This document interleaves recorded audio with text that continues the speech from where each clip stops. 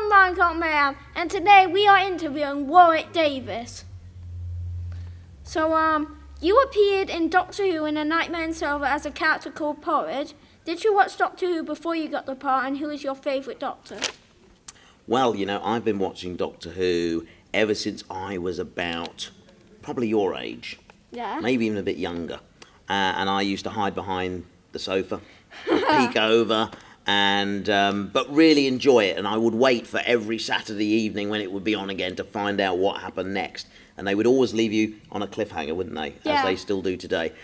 So you'd have to watch next week. Yeah. My favourite Doctor, well, the Doctor I grew up watching, was Tom Baker with his very long scarf. I actually interviewed him. Did you? Yeah, he's a really nice bloke. He is, and I worked with him on a series called The Chronicles of Narnia, The Silver Chair for the BBC, quite a few years ago now. But yes, he's a very nice man.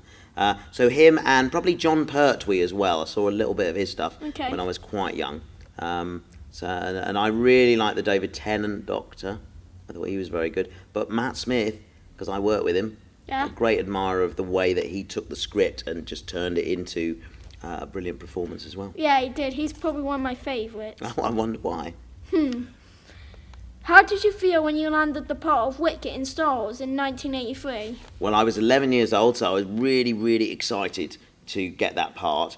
I was a Star Wars fan anyway, but to go on set and to meet my on-screen heroes in the shape of Harrison Ford, Carrie Fisher and Mark Hamill was just fantastic. It's like when you get to meet Matt Smith or one of the Doctors, I bet, it's the same feeling that I had. It's fantastic, isn't it? Yeah, but which one do you think's better, old Star Wars or new one? Oh, well, I grew up watching the classic trilogy, so therefore Star Wars A New Hope, Empire Strikes Back, Return of the Jedi, they're my Star Wars. Yeah. But I love what J.J. Abrams has done with Episode 7 and really excited to see what's coming up in the years to come as far as Star Wars goes. You've been in some of the most well-known TV and movie franchise of our time. If you had to pick one of them, which was your favourite to work on and why? Okay, I think it would have to be, is it Harry Potter or Star Wars? Probably Return of the Jedi, Star Wars, because it's given me the career that I have. That was my first ever film when I was 11, and I've then been working now in films and TV for 33 years since then.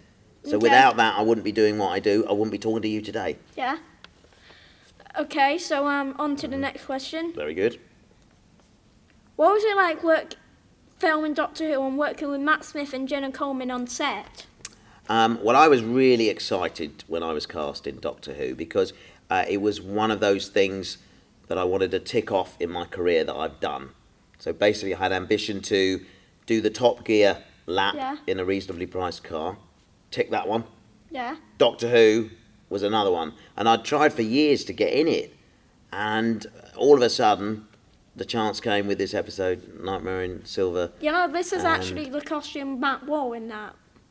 Oh, really? You're wearing the same one that he wore in that? Absolutely. And it was great. Went down to Cardiff for a couple of weeks to work on it. And it's quite a tough thing to work on, Doctor Who, because they try and cram a lot of filming into a very short space of time. Yeah. Nightmare in Silver was quite an ambitious episode. There was a lot going on, the battle with the Cybermen and stuff. And so we had we're making a mini feature film, in just 2 weeks. But it was really fabulous. And also, what I loved about it was the fact that Cybermen were in it, because when I was growing up, they were another of my favourite characters, the ones that scared me, actually. Yeah. And there I was, able to be face-to-face, well, not literally face-to-face, because they were a lot taller, but face to sort of codpiece. It was great fun. And to say about Matt, I've said he's brilliant to work with, brilliant actor. And Jenna, again, was fabulous, really very professional and also very welcoming to me, being a new cast member coming in just for one episode, but really made me feel at home. If you had to choose any character you ever play, which one is your favourite and why? Oh my word, I don't know. I mean, I love the character Porridge. Yeah. I mean, I often go off of what the audience kind of say about the character, and he was really well received by the Doctor Who audience. They liked the character, so I became quite fond of him. I liked playing Grip Hook in Harry Potter. I like playing Professor Flitwick. I like playing Wicket the Ewok in Star Wars. It's really hard to kind of say who was my favourite. I loved playing the butler in Billionaire Boy. I love that character. So it's hard to pick just one. What would be your favourite character that I've played then? Probably the Professor one. Professor Flitwick. Yes. We'll go with that then. Would you like to return to Doctor Who in the future, either as Porridge or any other character? Definitely. Do you have any influence? Can you let people know that I want to do it again? Yeah. Do they listen to you, the bosses at Doctor Who? Well, tell them I'd love to come back. What I want to do is a kind of Porridge special, basically, which we Porridge just see. special. Yeah, it's not that funny. And we see what Porridge gets up to. Do you know what I mean? Because he's the Emperor of the Universe. He's a busy man. Yeah. Or is he just flying around in that massive ship now doing absolutely nothing? I don't know. But he's important. I think the Doctor needs him in the future. Yeah. You know, there's a problem. I've got to go straight to the top with this. I'm going to the Emperor of the known universe once again. And there I'll be, whatever I'm doing at that point, and I can help him out. Okay. So what do you reckon? Another episode or a spin-off special? Spin-off special. Love it. Thank you. Make it happen, Minnie Matt Smith. Okay. You have starred in Harry Potter as so many characters. Are there any plans for you to feature in the new series of the films? That's a very good question. Fantastic Beasts is what you're talking about, isn't it? The Yeah. new kind of... It's not really a follow-on, but another exploration into the wizarding world that J.K. Rowling's created. There are no plans for me to be in it. Okay. I'd like them to plan for me to be in it. Do you have any influence with Warner Brothers and the people that make Harry Potter? Not really. Well, can you start doing a bit of work on it, please? Yes. Get me into I'll those new try. films. Yes. Good. Also- So I want an episode of Doctor Who out of you and a part in Fantastic Beasts or whatever the next one is, because I think they've finished that one now. Too late. Okay, so where are we? Doing well here. Yeah. Am I doing well? Am I doing all right? Is this, Yeah. Is this going well? You're not going to cut bits out. It's going to be... Nah, Keep it all in. It's good. it's just going to be all unedited. All unedited. It's all Yeah. good stuff. Great. Yes. Let's carry on. It must be a great honour to be asked to return to the new Star Wars series. How did it feel to be asked back? It was a great honour. It was. I was thrilled, actually. But initially, I wasn't asked to go back. My daughter, Annabelle, who's an actor, Yeah. she got a part in it before I did. And I used to take her to Pinewood Studios and drop her off in the mornings. And I kind of would hang around a little bit, hoping that they would sort of notice me and go, "Oh, all right, come on, come and be in Star Wars again." Okay. But for quite a few days, they didn't say that. And I was hanging around thinking, oh, she's got a part and I haven't. But eventually they did ring up my agent and say, can we get Warwick in? We'd love to put him in the film, which was... Do you hope you lovely. return as Wicket? Well, I don't know. I mean, it was lovely playing an Ewok, but it's very hot in those costumes. So I'm not in a big hurry to get back inside a furry costume, I tell you. Out of all the TV shows and film you have appeared in, is there one funny moment that sticks in your mind that you could share with us? What sort of moment was it? Any funny A moment? funny moment. There was a moment when we were filming Harry Potter. Yeah? Do you remember those films? Yeah, I've Yeah. watched all of them. Good. There was a moment when all the students are sleeping in the Great Hall because Yeah. of some, I think Sirius Black's on the loose, Yeah. isn't he? Yeah. And the headmaster's in there, Dumbledore, and I come into the hall with Professor Snape, Yeah? okay? And then the shot goes down, and it goes down, and you can hear Snape and Dumbledore talking, but Harry's still awake. It Yeah. goes to a close-up of Harry, right? So what they did on the last take, right? Yeah. They hid a machine that makes rude wind noise. Do you know what I mean Yeah. when I say that? Yes. They put that under the bag that Daniel Yeah? Harry Potter was laying on. He didn't know it was in there. And they gave the little button to Michael Gambon, who plays Yeah. Dumbledore.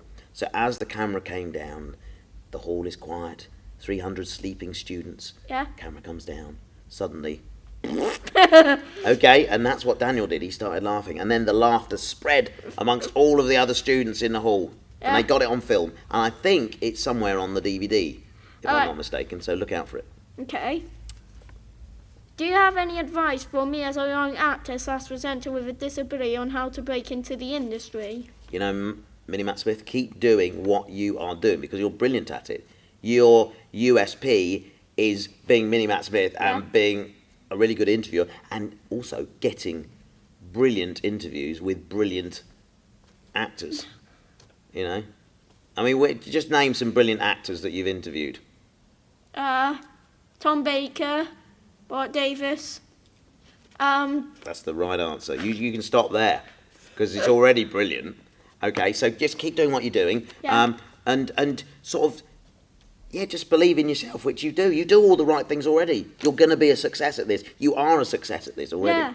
aren't you? So I can't give you any advice. In fact, I'm just going to take inspiration from you. Oh, really? Yes. Cool. I am a dreams come true charity ambassador. Can I ask, did you have a dream growing up as a child, or do you still have one now that you can share with us?